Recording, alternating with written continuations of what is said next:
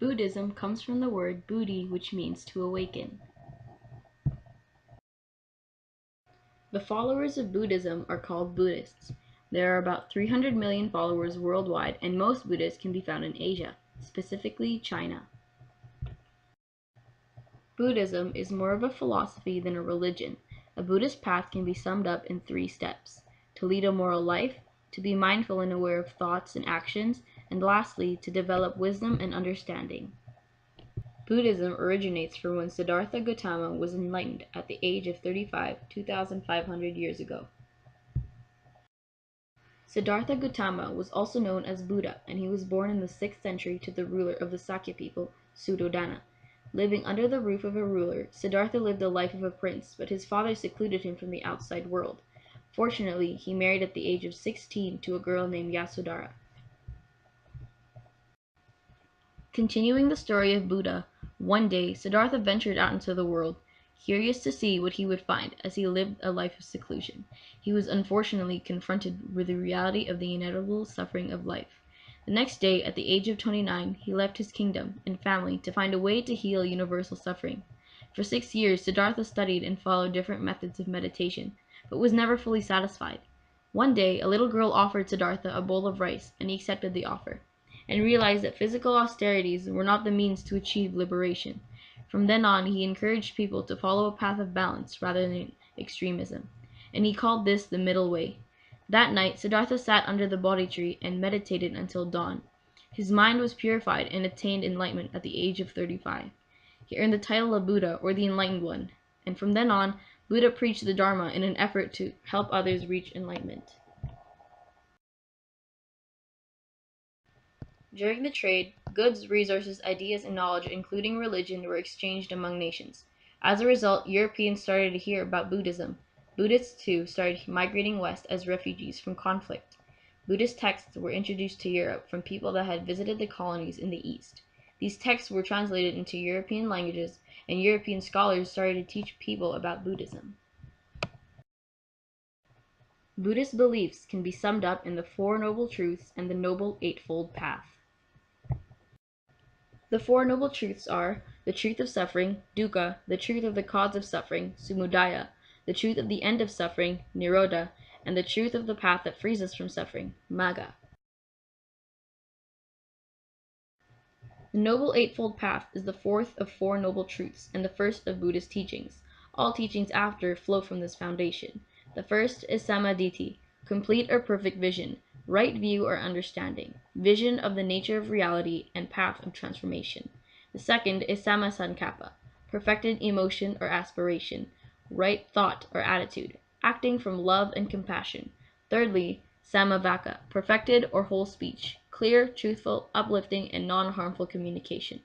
Fourth, sammakamanta, integral action, aka right action, foundation based on non-exploitation of oneself and others.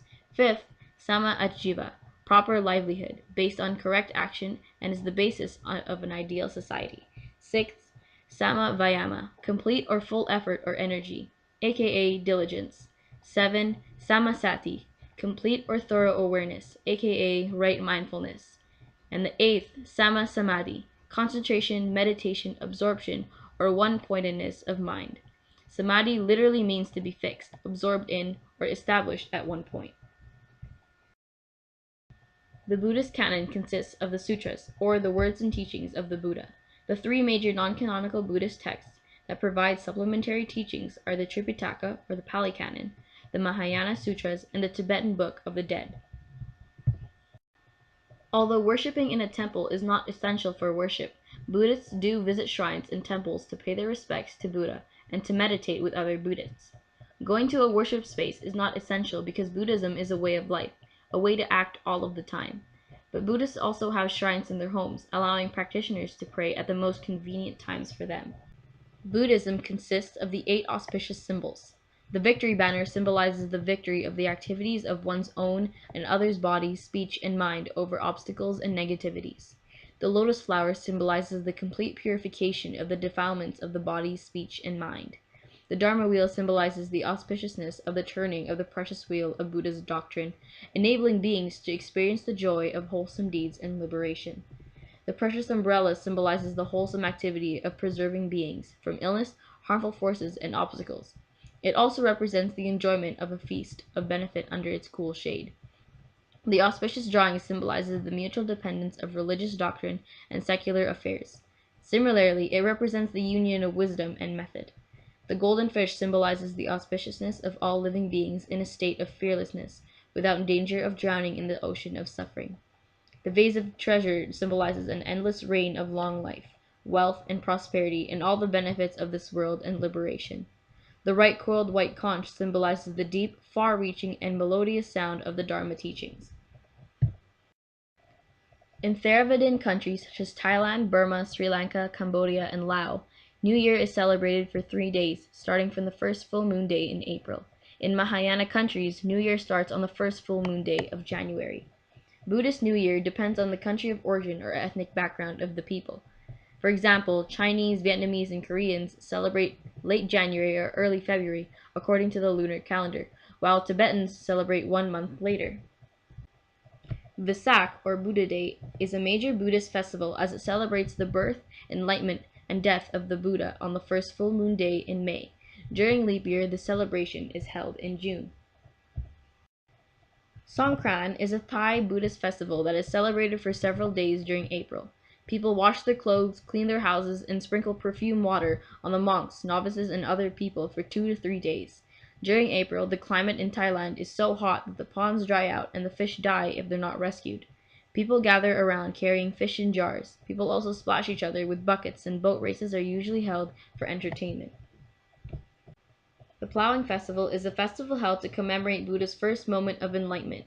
He was with his father watching farmers plow fields. People celebrate in May when the moon is half full. 2 white oxen pull a gold-painted plow, followed by 4 girls dressed in white who scatter rice seeds from gold and silver baskets. Buddha attained enlightenment by meditating for almost 50 days straight. Buddhism spread from 6 people to 1,000 in only 1 month. The fat Buddhist figurine often seen in Chinese restaurants, stores, etc., is not actually Buddha. His name is Budai, and he was a Zen monk that lived in China in the 900s. He had a very strange personality, and some Chinese Buddhists thought he reached enlightenment. To become a monk, you must not have any of these ailments: leprosy, boils, scabs, itch, psoriasis, pulmonary consumption, epilepsy, jaundice, scrotal hernia, asthma, bloody abscess, rheumatism, swelling of the glands, blood disease, liver disease, hemorrhoids, bone disease, and much, much more. In Buddhism, it is better to be born a man because they believe it is easier to reach enlightenment as a man. A female may reach enlightenment, but there can never be a female Buddha.